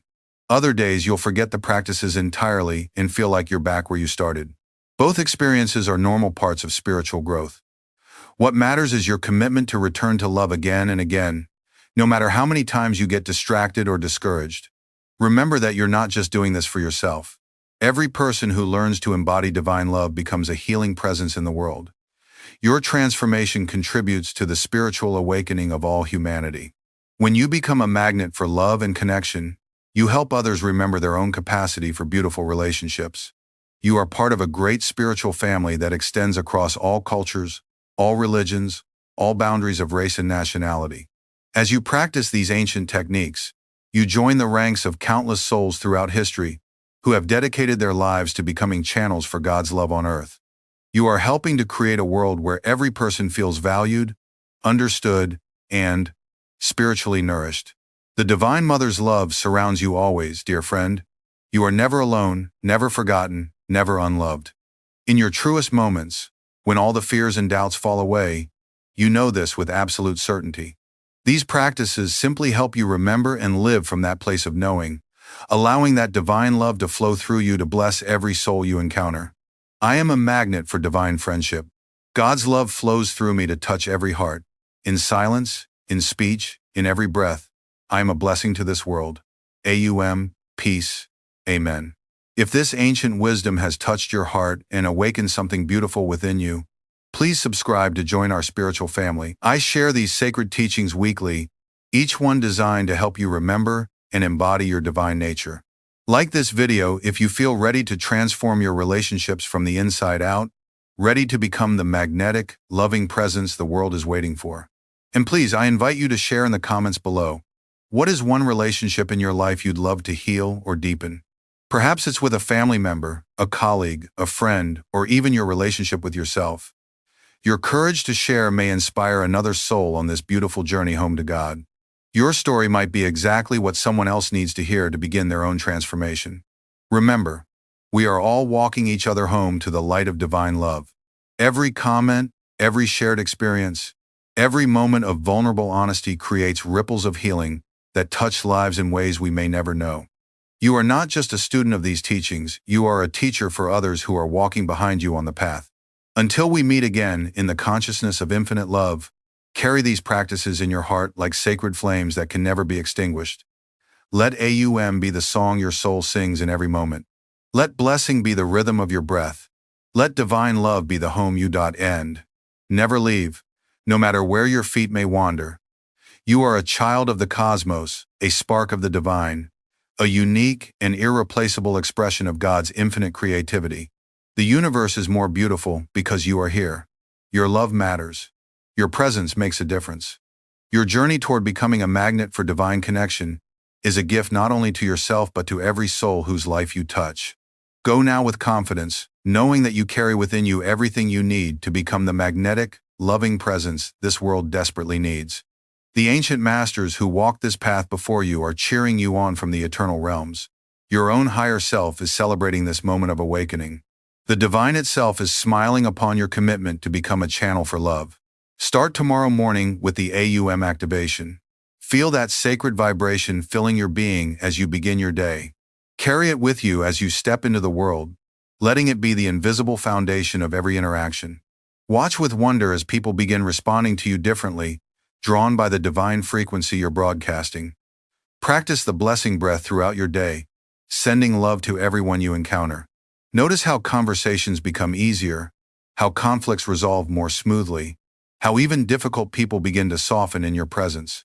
This is not your imagination, this is the power of divine love working through your willing heart. Dedicate time each day to the divine love meditation, expanding your capacity to love unconditionally. As you do, you'll find that the need for others' approval gradually fades, replaced by the joy of serving as God's love in action. You'll discover that when you stop trying to get love and simply become love, you receive more genuine affection and connection than you ever dreamed possible.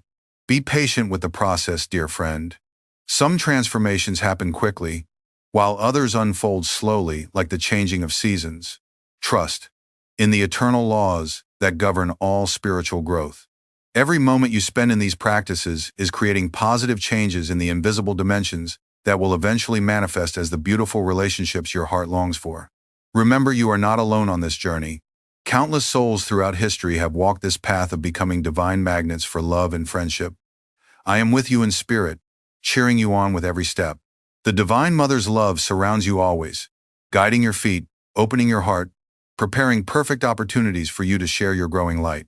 Most importantly, never forget who you truly are beneath all the human experiences of loneliness, rejection, or social struggle. You are an immortal soul, a beloved child of the infinite, a unique expression of God's creativity and love. These practices simply help you remember and embody this truth so completely that everyone you meet feels blessed by your presence. The world needs what you have to give. Your particular blend of love, wisdom, and spiritual energy is unlike anyone else's. As you become established in these practices, you'll find your unique gifts naturally emerging, attracting the exact people who need what only you can offer. This is how the divine orchestrates perfect relationships, by helping each soul become authentically themselves while radiating unconditional love. I leave you now with this final blessing. May the light of Om guide your path.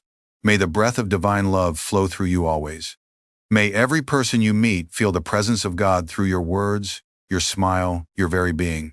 May you become such a magnet for spiritual friendship that your life becomes a continuous celebration of divine connection. And may you always remember, in moments of doubt or loneliness, that you are infinitely loved, eternally supported, and perfectly designed to be a blessing to this world. The same power that moves the stars and grows the flowers is working through you right now, preparing miraculous transformations in all your relationships. Until we meet again in the consciousness of perfect love, I am your friend on the path, your brother in the light, your companion in service to the one who is the source and destination of all our seeking. AUM, Shanti, Shanti, Shanti. Peace to your body, peace to your mind, peace to your soul, peace to all beings everywhere, peace to this beautiful world we are here to serve together. Om, peace, Amen. Beloved soul, there is a certain hush that falls upon the heart when we speak of our parents who have left this earthly plane. Their voices, once woven into the daily fabric of our lives, now echo in memory's chambers. Their hands, once so near, now seem to touch us only through dreams, or in the sudden wave of feeling that rises without warning. And in our homes, we may keep their images framed, perhaps a little worn from years of being dusted with love as anchors to their presence. This is a tender subject, and I approach it not to stir old griefs, nor to rob you of the warmth their memory brings, but to invite you to stand with me before a subtle doorway that such photographs represent. A photograph, dear one, is never merely ink on paper or pixels behind glass. It is a vessel of vibration, a silent witness to the emotions we pour into it. It can serve as a holy icon, lifting the gaze of the heart toward the divine destiny of the one it depicts, or it can become a magnet that continually pulls the mind backward into longing. I have seen disciples use such images as altars, offering flowers and prayers that rise like fragrance to bless the soul of the departed. And I have seen others keep them as anchors to a grief that has never been allowed to transform, each glance reopening a wound rather than letting it heal. This is why we must speak with honesty and reverence about the way we remember. For remembrance is not neutral, it is a stream of energy flowing in one of two directions. One current carries blessing, releasing the soul of your parent into higher realms and bathing you in peace. The other binds, tugging them toward earthly vibrations and keeping your own heart tethered to what cannot return in its old form. You are not wrong to love. Love is the eternal truth of your being. But love must be purified of clinging if it is to become the golden cord that unites across worlds instead of the rope that holds one back. In this moment, I do not ask you to take any action, to remove or to keep, to cover or to display. I ask only that you become aware. That when your eyes meet the photograph, you feel into the current it stirs. Does it open a garden of blessing where you can breathe deeply and smile with gratitude? Or does it lead you down a hallway of longing where the air grows heavy and the steps lead only to absence? This discernment is the first step, and it must be taken with gentleness, for the heart is easily wounded when dealing with its most sacred bonds. And so, I summon you to join me in this exploration, not with fear that we will lose something precious, but with faith that in understanding the law of thought and vibration, we can love more freely, bless more deeply, and walk in a truer companionship with those whose forms have returned to dust, but whose souls shine ever in the light. For to know whether the doorway of remembrance leads upward or holds us back, we must first understand the currents that flow unseen between worlds. There is a great and tender law that governs the connection between souls beyond the veil, a law as precise as the pull of the moon upon the tides, yet as delicate as the perfume carried on a breeze. When the body of a loved one is laid down and the eyes are closed to this world, the soul does not vanish into nothingness, it moves into subtler regions, clothed now in a body of light, dwelling in realms shaped by its own vibration and past tendencies. And yet, the thread of love that binds you does not break with death. Thoughts are not imprisoned in the skull. They are living forces, winged messengers that travel where the heart sends them. Every time you think of your parent with deep feeling, that thought finds them whether it comes wrapped in sorrow or in peace. This is why the nature of our remembrance matters. Picture two kinds of threads. One spun of luminous gold, strong and fine, which can stretch without strain, lifting the soul it touches toward higher light, and another spun of coarse rope, heavy with knots, which tugs downward and restricts the free flight of the one bound to it. When your thoughts are filled with grief that refuses to release, or with yearning that says, "Come back," instead of "Go forward," you may unknowingly weave that coarse rope. And though your departed parent may have their eyes set toward the radiant worlds beyond, they can feel that tug, like a bird sensing the pull of a tether at its foot. Out of love for you, they may linger near your vibration, visiting in dreams not as free travelers but as ones who return, because the heart that loves them will not yet let them go. But when your remembrance is bathed in blessing, when you think of them with gratitude for the gift of their life, when you send them the silent benediction, "Be free, ascend, know joy beyond what earth could give," you are weaving the golden thread. This cord is not a chain but a bridge, strong enough to span worlds, subtle enough to lift without binding. In that way, your love becomes not a hindrance but a wind at their back, carrying them upward toward the light their soul now seeks. They may visit you still, but not in response to a call born of pain. Instead, they come in joy, their presence lighter, their blessing clearer. You must understand, beloved, that in the subtle worlds, vibration is everything. The photograph in your home, the memory in your mind, is a focal point for that vibration. It is not wrong to keep it, nor is it automatically right. What matters is the current you send through it. And that current is determined not by the picture itself, but by the state of your heart when you behold it. If your gaze rests on it and a silent prayer rises unbidden, "Father, Mother, may your soul be in God's joy," then the picture has become an altar. If, however, it stirs a heaviness that leaves you restless or withdrawn from life, then it is functioning as an anchor. So we must be honest with ourselves, for love without awareness can sometimes bind as much as it comforts. This is not about severing ties. It is about refining the link so that it serves the highest good of both souls. And once we see this clearly, the way we remember, the way we look upon the images in our homes, will be transformed into a conscious act of blessing instead of an unconscious act of attachment. And it is this transformation that opens the path to deeper peace for you and freer flight for them. Once we see this, we can understand how our manner of remembering matters. In my years of guiding souls on the path, I have often been asked whether it is right or wrong to keep the pictures of loved ones who have departed, especially parents whose faces are etched deeply into the memory and whose love forms a foundation stone in the heart. My answer has always been, the photograph itself is neither saint nor sinner. It is the consciousness you pour into it that determines whether it uplifts or entangles. Yogananda, speaking from the vision of the soul's journey beyond death, taught that images of the departed can indeed serve as potent instruments for spiritual blessing if they are used as focal points for prayer, for sending light, for affirming the soul's freedom. Such a picture can be as sacred as a candlelit altar, a window through which the light of your devotion streams into the subtle realms, bathing your parents' astral form in healing radiance. But he also warned of the opposite use. When the image is gazed upon with grief that is never offered to God, with longing that refuses to be transformed into blessing, then the photograph becomes a magnet for the lower vibrations of attachment. It can reopen wounds you were meant to let heal, keeping you bound to a vibration of loss. In such moments, you are not merely remembering, you are recreating, night after night, the scene of separation. And because thought is a living force, those emotions do not remain within you alone. They reach the one you remember, touching their consciousness in the astral worlds. If that vibration is heavy, it may weigh on them, calling them back into your sphere when they should be moving forward into higher planes of light. This is why the photograph must be approached with awareness.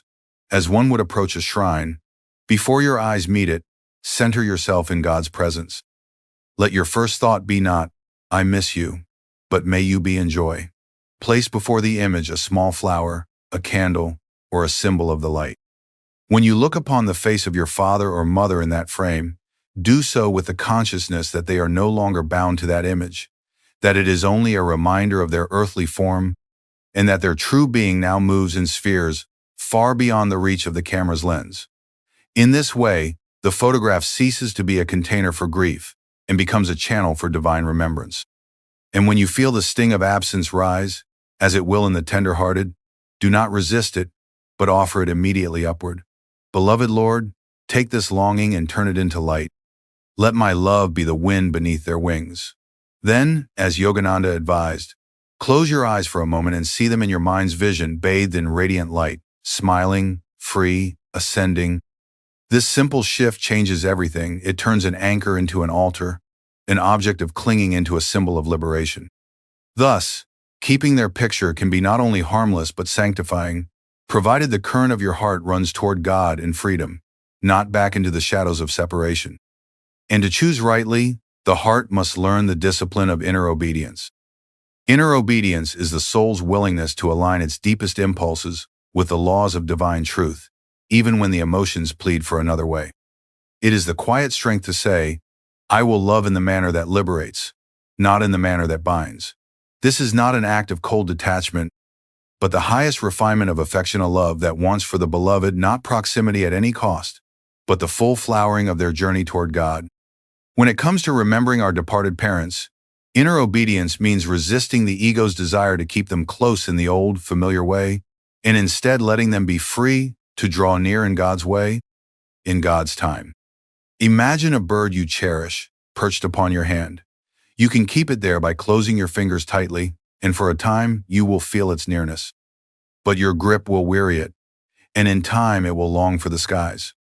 If you love it truly, you will open your hand and watch it fly, feeling joy in its freedom. And here is the mystery. When it soars unburdened, it will often return, alighting gently on your shoulder, not out of compulsion, but out of shared joy. So it is with the souls of those we love who have gone before us. When our remembrance is free of clinging, their visits, whether in dreams, in sudden intuitions, or in moments of inexplicable peace, come as gifts, not as echoes of sorrow. To practice inner obedience with a photograph means this.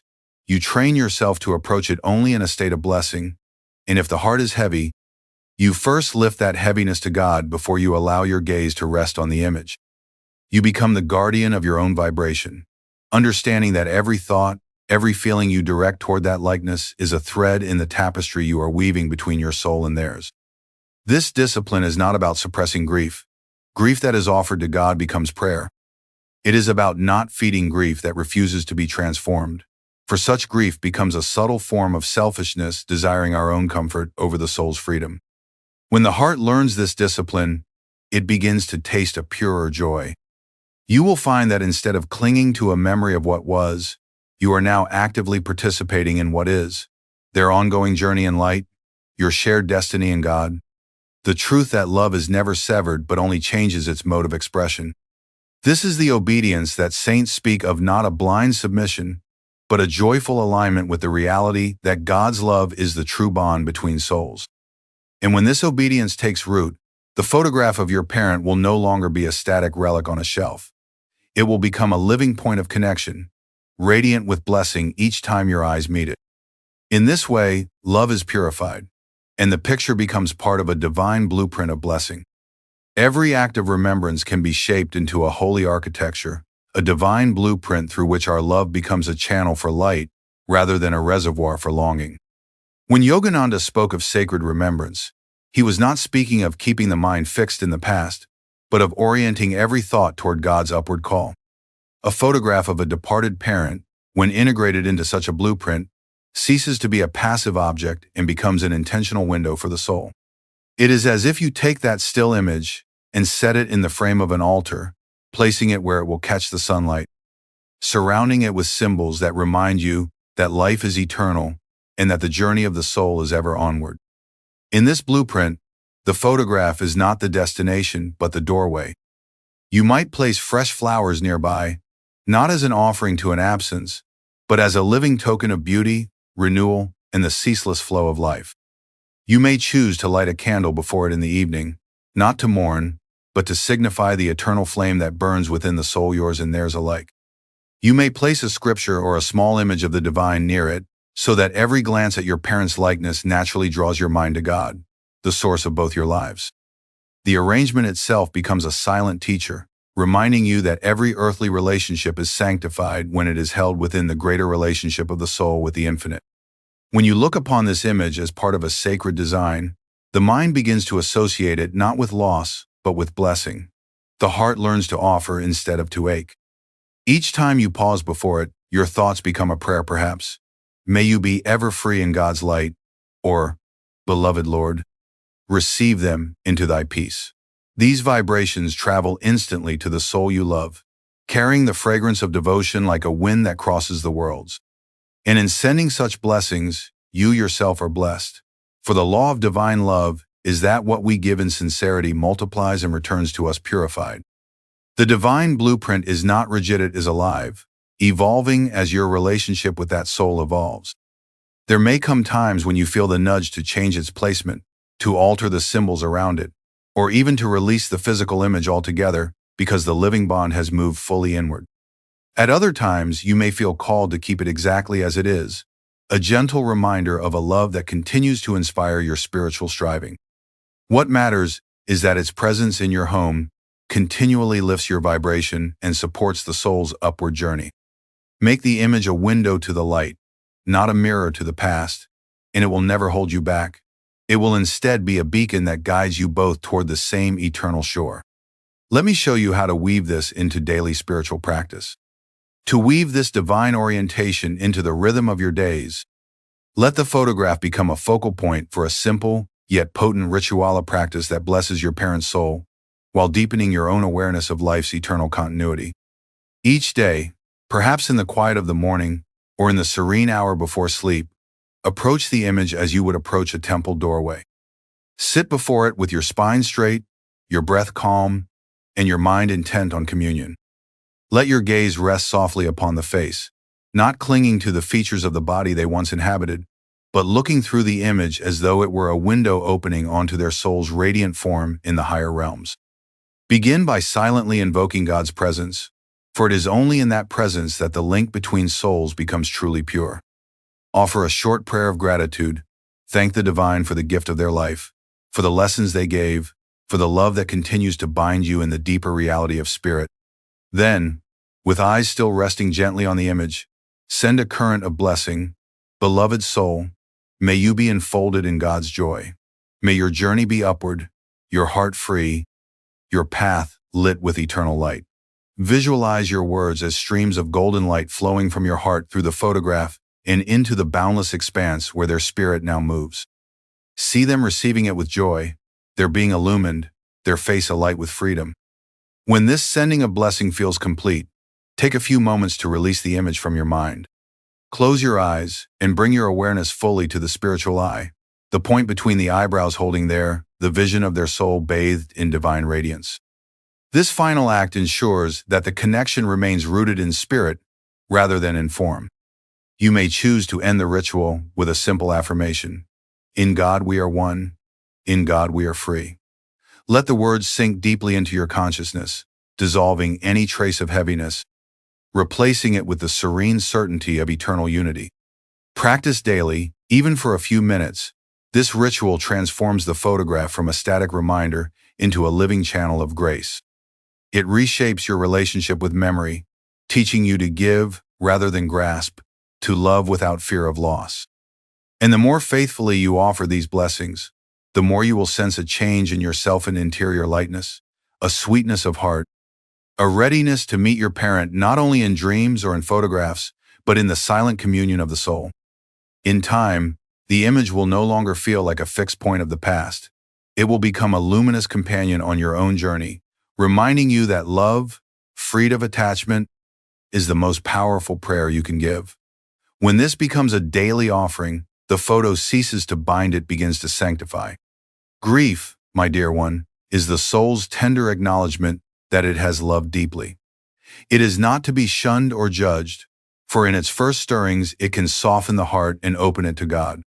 Yet grief is meant to be a river, flowing toward the ocean of divine peace, not a stagnant pool in which the spirit lingers year after year.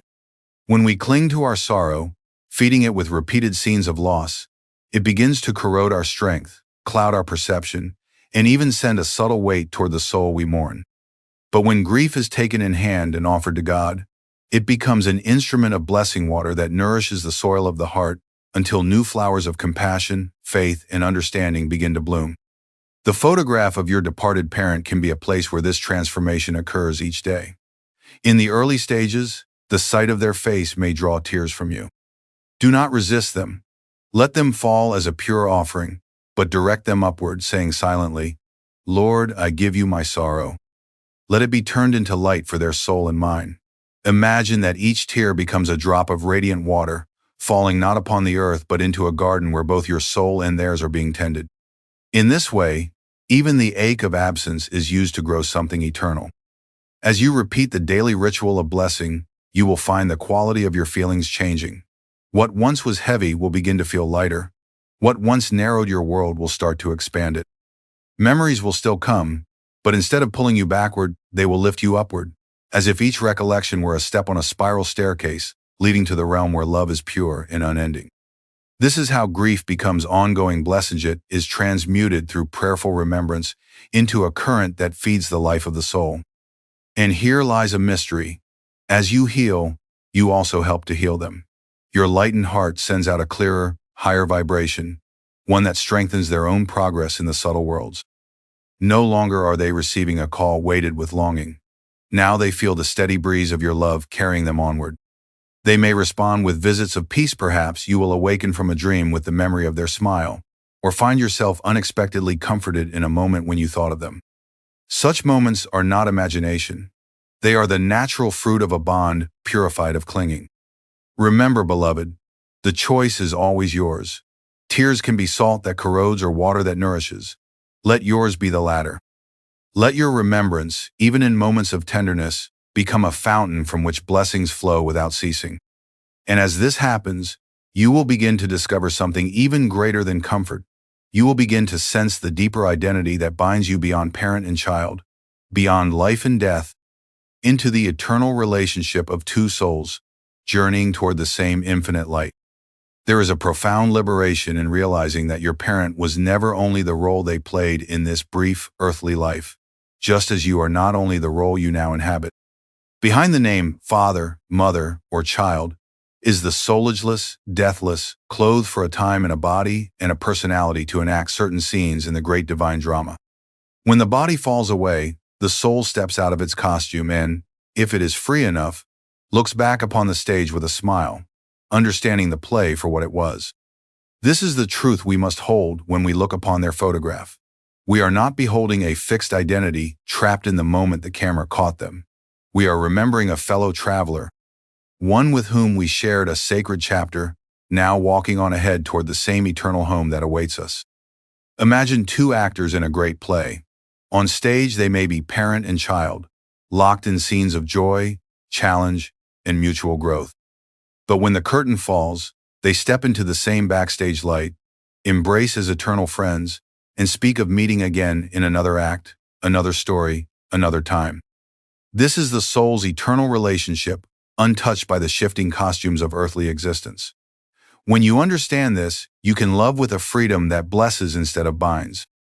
You can look at their image and smile, not because you pretend the role they played was unimportant, but because you know it was part of something far greater. In the higher realms, recognition is not dependent on faces or names. It is the resonance of soul with soul, a knowing that transcends all outer form. One day, when you too have stepped out of your present costume, you will meet again in that boundless backstage light, and there will be no loss, only the joy of reunion in the eternal spirit. This understanding transforms remembrance into a meeting in the soul's own heaven even now. When you sit before their picture, you can enter that meeting consciously, letting the form in the image serve as a reminder of the formless essence you both share. To practice this, let your gaze upon their photo become a meditation. See beyond the eyes and smile to the radiance of the soul within, a light that has no beginning and no end. Affirm silently, "You are God's child, as am I. We are one in His love." This affirmation dissolves the last traces of possessiveness and replaces them with the serenity of divine friendship. And in that state, every remembrance is an act of communion, a moment in which heaven's atmosphere touches the earth. When you hold this view, detachment does not diminish, love it magnifies it, for it frees the heart from the fear of loss. You can live in joy, knowing that the bond you share is indestructible, because it is woven from the eternal substance of spirit. And from this place of freedom, you can truly wish for them all that God wishes: infinite joy, boundless light, and the bliss of oneness with the beloved. When love has been purified by understanding and anchored in the eternal, even the photograph of your departed parent can take on a new role, not as a relic of what has been lost, but as a silent companion in the life you are still living. In this way, the image becomes like a wise elder who speaks without words, reminding you to live in a way that reflects the highest virtues they awakened in you. Perhaps it calls you to patience when you are tempted to hurry, to kindness when anger stirs, to courage when doubt presses close. Their photograph, viewed in this light, ceases to pull you backward into memory alone, and instead becomes a mirror reflecting the qualities you wish to embody in your own soul. You can deepen this relationship by placing the image where it naturally catches your attention, not hidden away in a drawer, nor dominating your every sight, but positioned where it can meet your gaze at moments of reflection. Each time your eyes meet theirs, offer a silent nod of the heart. "Let me walk in the light we share." You will find that over time, this quiet ritual builds a rhythm of spiritual accountability, as if the love you once received from them now flows through the photo, as a gentle reminder to stay aligned with your highest self. The home in which such a photograph rests becomes subtly sanctified. Guests may see only a picture in a frame, but you know it is part of a living relationship, a two-way exchange of light. As you honor their image by living nobly, you send out a vibration that uplifts the space itself, turning it into a small temple. And in such a temple, you may feel their presence more clearly, not in the ache of absence, but in the warmth of shared purpose. To sustain this, remember that your life is now their legacy. Every action you take in alignment with truth and goodness becomes a tribute more profound than any bouquet or memorial. If the photograph can inspire you towards such actions, it is no longer a sentimental object. It is a spiritual companion walking beside you. And when evening comes, you can let this companionship flow into your nightly prayer, sealing the day's efforts with a vow that unites your journey and theirs in God. In this way, the simple act of keeping a photo transforms from an emotional tether into a sacred thread, woven into the larger tapestry of both your soul's ascent toward the light. As the day yields to the quiet of evening, there comes a sacred moment when you can gather all that you have lived, all that you have remembered, and place it into the hands of the eternal. This is the time for the final affirmative decree, the vow that seals your relationship with your departed parent in the light of God. It is not a vow made in sorrow or in longing, but in the calm certainty that love, purified and freed of attachment, becomes an unbreakable bridge between souls. Standing before their photographer, simply holding their image in the sanctuary of your mindlet, your heart grows still. Breathe slowly, lifting your gaze to the spiritual eye, and feel that you are not speaking to a form and a frame, but to the radiant essence of their being, now clothed in light. Let the words rise from the depth of your soul. In God, we are one. I release you into His joy, and I walk my path in His light. Your blessing is with me, my blessing is with you. Until we meet again in the infinite, I will live in a way that honors the love we share. As you speak, envision these words forming a luminous cord between you, not binding but joining. Strong yet without weight, allowing each of you to move freely along the path divinely appointed. See them smiling, not the smile of the photograph, but the smile of a soul unburdened, rejoicing in your freedom as you rejoice in theirs. Feel that this vow is not for this night alone, but for every night that will follow. By affirming your unity in God, you remove the last traces of separation from your love. You no longer feel the need to call them back or hold them close in memory. Instead, you know that you are walking together toward the same eternal horizon. Each step you take in truth and goodness, bringing you nearer in spirit, and in this knowledge, there is a deep serenity that no passing sorrow can disturb. When you close your eyes in sleep after making such a vow, you carry into the astral realms a vibration of completeness. You may meet them there, not in the shadows of longing, but in the brightness of shared joy. And when you awaken, the photograph in your home will no longer seem a memorial to what is gone. It will shine quietly as an emblem of eternal love in Goda, love that cannot fade, cannot fail, and cannot end. Thus the circle is complete. What began as an image that stirred grief is now a portal to blessing, a reminder that all true love finds its fulfillment not in possession, but in the freedom and light of the infinite.